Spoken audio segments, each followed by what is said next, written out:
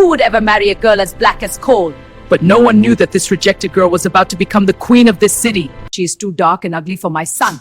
We don't need Billy or Riley to ask for her hand. But just 24 hours later, While the world was busy judging her by her dark skin, she was busy enlightening her soul. They mocked her in the video forever. yesterday she was a slave in her own house. The incredible Jadbir Singh beauty is not about skin color. In a bustling old neighborhood of the city stood a dilapidated house where the plaster was peeling off the walls in patches. Within the four walls of that house, Sakina's entire world was confined. Sakina was only 7 years old, yet her eyes held a sadness as if she had witnessed centuries of sorrow. Sakina's only fault was that her complexion was deep black. Her mother had passed away, returned to the Almighty while giving birth to her, and this fact became a constant taunt for Sakina. The women of the neighborhood and even her own family members would say that this girl devoured her mother upon birth, that she was an ill-omened black girl. Sakina's father, Mr. Ahmed, was a very noble and simple man. He held a small government job. To manage the household and raise Sakina after his wife's death, he married a second time. The new mother's name was Razia. When Razia first arrived, she showed some affection towards Sakina, but as soon as her own daughters were born, her behavior changed completely. Razia's two daughters were Saima and Nazia. Friends, our videos are watched by people of all religions: Muslim, Hindu, Christian. If you are a Muslim, please like this video, and if you are of another faith, let us know in the comments. See the play of destiny. Razia's two daughters were as fair and beautiful as the moon. They had blue eyes and golden hair. Now darkness and light were growing up side by side in the same house. On one side was Sakina, who stayed tucked away in a corner of the house, her complexion as black as a griddle. On the other side was Saima and Nazia, who danced around the house like butterflies. Since childhood, the words Sakina heard most often were, "Move away from there, Kali. Go back. Why did you come in front?" Whenever guests arrived, her stepmother Razia would hide Sakina in the kitchen and present her two fair daughters in fine clothes. If Sakina accidentally wandered out, guests would ask, "Oh, who is she? Is she your servant's daughter?" These words hit Sakina's small heart like a hammer. Razia would immediately twist the truth and say, yes, she helps with the housework. Her father, Mr. Ahmed, saw all of this from a distance, but he didn't have the courage to speak up against his sharp-tongued wife. He would only secretly place his hand on Sakina's head and say, "Ma, don't lose heart. Allah sees everything." Time passed and the girls grew up.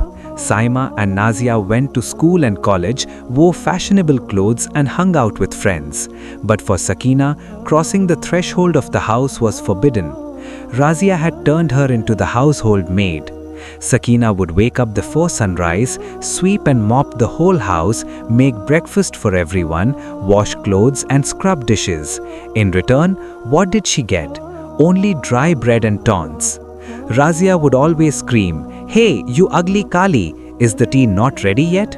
You ill-omened girl, you've put too much salt in the curry again." Sakina would listen in silence and hide her tears in her black veil. She felt as though being black was a crime for which she was being punished. Saima and Nazia followed in her mother's footsteps. They didn't even consider Sakina their sister. When they had to go to college, they would command her, "Hey Sakina, polish my shoes." And when their friends came over, they would mock her. "Look, this is a house's old machine that never gets tired." Everyone would laugh, and Sakina's heart would be torn apart. Sakina made her creator a companion in loneliness. Whenever she found a moment of peace from chores, she would perform ablution and sit with the Holy Quran. Though her skin was dark, her voice was so full of soul and sweetness that when she recited the Quran, the listeners would get goosebumps. But alas, her family did not have the eyes to see this talent. They only saw the color of her skin. Razia would often say, "Reading the Quran won't make you fair. No one will marry you. People will be scared just looking at your face." Friends, if you want to see more Islamic stories and educational videos like this, subscribe to our Baserin YouTube channel right now. Eventually, talk of marriage began in the neighborhood. Mr. Ahmed was very worried. He wanted his daughter to have a home of her own. He reached out to many places, but whenever he mentioned Sakina, people flatly refused. Once, a groom's family was supposed to come to see her. Razia insisted, "Don't bring Sakina in front of the guests, the family will run away." But Mr. Ahmed stood his ground, saying, "No, I will not hide my daughter." Sakina would never forget that day. She was dressed in a simple salwar kameez. The groom's party arrived, the boy, his parents, and his sister. They first saw Saima and Nazia, who were groomed and moving about.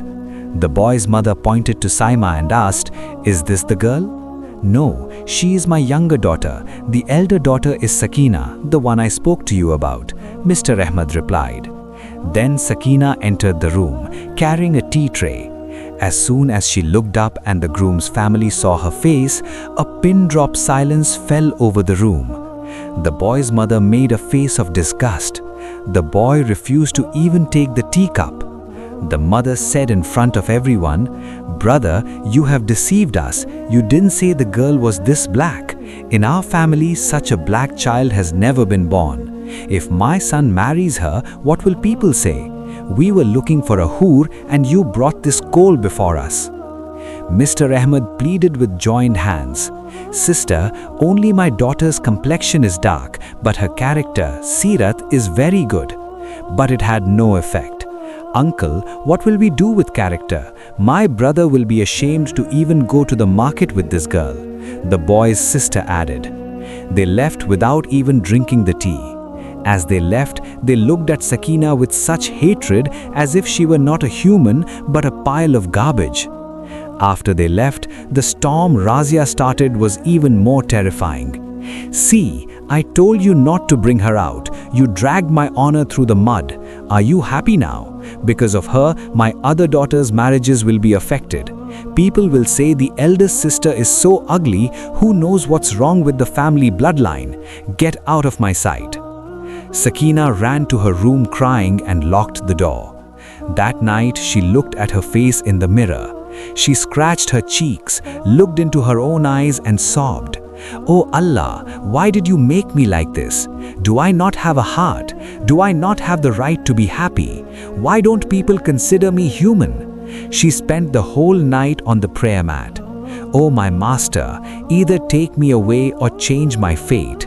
Free me from this life of humiliation. I have no one but you. Everyone rejects me. Please do not turn me away." That night, Sakina felt a strange peace. It felt as if someone was saying, "Have patience, my servant. Your test is difficult, but the reward will be great." Days passed. Good proposals started coming for Saima and Nazia. Razia was thrilled. She decided she would marry her daughters into wealthy families. Sakina now lived in a forgotten corner. Even Mr. Ahmed had lost hope. He was tired of hearing people's taunts.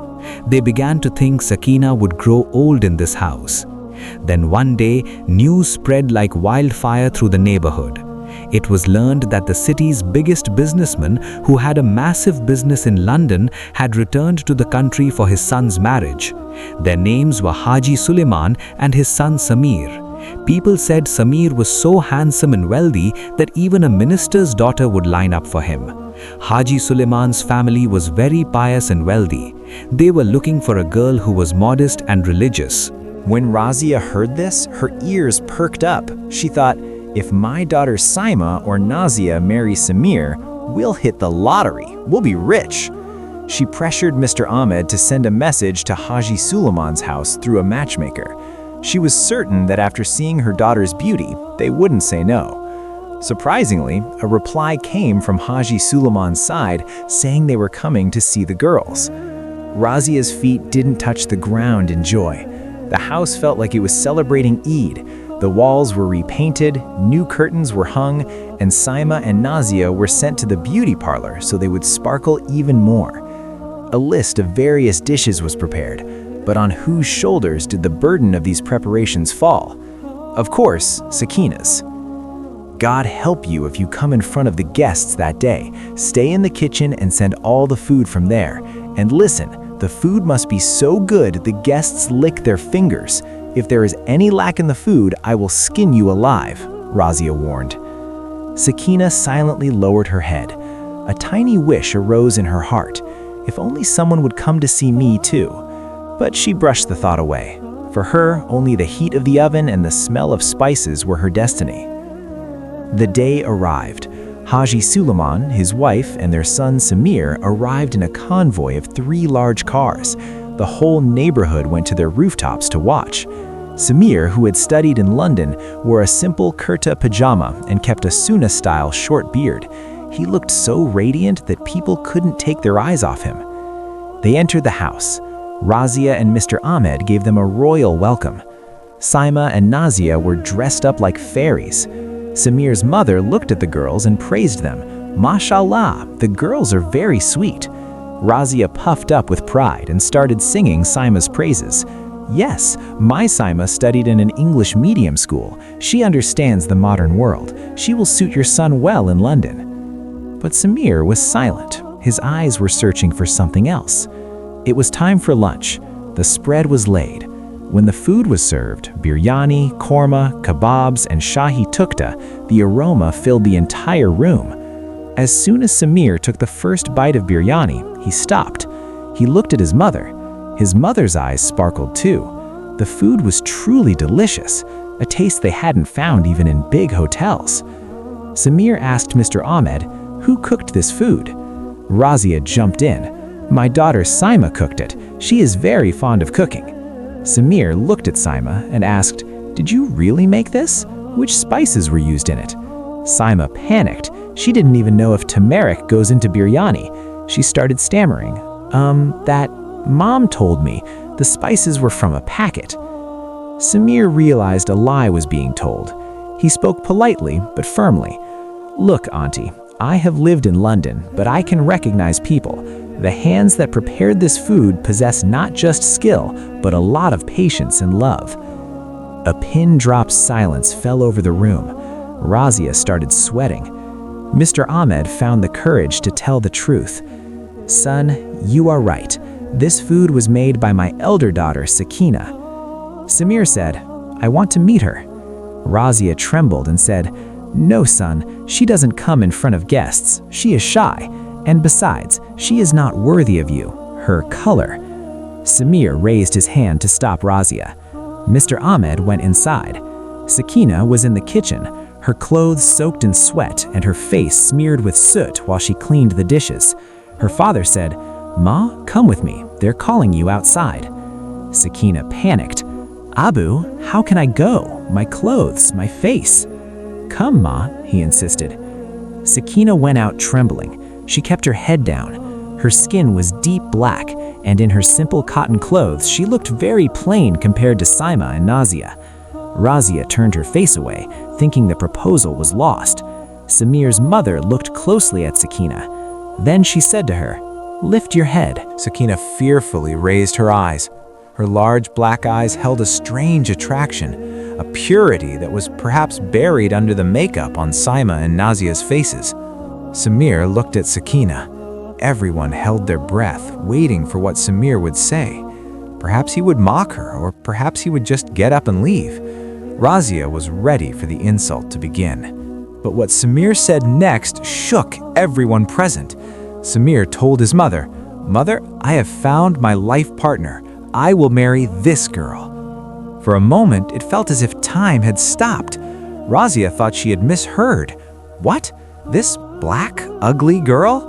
Samir, son, are you okay? She is like coal. You've come from London. You should have a wife like a model. Auntie, what you call coal, I see a diamond in. In London, I have seen many fair skins, many faces covered in makeup, but I was searching for a wife who has nur, light, not on her face, but in her soul. When I was coming inside, I heard someone reciting the Quran in a room. The pain in that voice touched my heart. Then I ate this food which had the taste of service.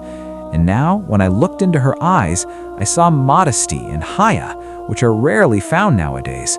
Beauty fades with time, Auntie, but character remains forever.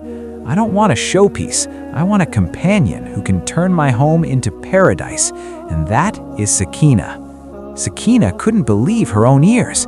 Was someone truly praising her? Was someone seeing her soul behind her black skin? Tears began to fall from her eyes. Mr. Ahmed also had tears of joy. He thanked Allah. Razia and her daughters burned with jealousy. Saima stamped her feet in anger. How can this be? He rejected me and chose this black girl. Her pride was shattered. But Samir's decision was firm. Haji Suleiman also agreed with his son's choice, knowing Samir's judgment was never wrong. The matter was finalized and the wedding date was set. Razia still didn't give up. She tried many times to poison Samir's ears, sending word through neighbors that Sakina was ill-omened or sickly. But Samir didn't listen to a single word. He knew these were the tricks of the envious. The wedding day arrived. Sakina was dressed as a bride. Even today, Razia didn't give her any special jewelry, but the sari and jewelry that came from Haji Suleiman's house were fit for a queen. When Sakina wore the red bridal outfit and the diamond necklace, even her dark complexion seemed to glow. The most grand wedding procession the city had seen arrived. Seeing this, the women who had taunted her until yesterday were left speechless. Razia and her daughters burned with envy, because the Sakina they had hidden in the kitchen was now leaving as a queen. After the wedding, Samir embraced Sakina and promised to give her all the respect in the world. In his palace-like home, Samir lifted Sakina's veil and assured her that she was the peace of his life. That one moment of love healed years of Sakina's wounds. Time changed, and Sakina became a confident queen who also helped Samir in his business. On the other hand, a mountain of sorrow fell upon Razia's family. The marriages of both her daughters fell through, and Mr. Ahmed needed hundreds of thousands for an operation. Desperate, Razia went to Samir's office to ask for help. There, Sakina forgot her old bitterness and embraced her. Sakina not only arranged for her father's advanced treatment, but also helped her half-sisters settle into their lives again. With her noble behavior, she proved that the beauty of the heart is far more important than the color of the skin.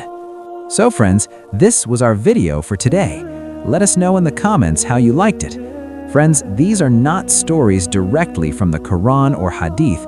They are based on real-life events in our society and described through the lens of Quran and Hadith to show how these issues can be solved. Tell us in the comments which country you are watching from. If you want to see more Islamic stories and educational videos, subscribe to our Baserin YouTube channel. See you in the next video. Until then, may Allah keep us all on the right path. Ameen summa ameen.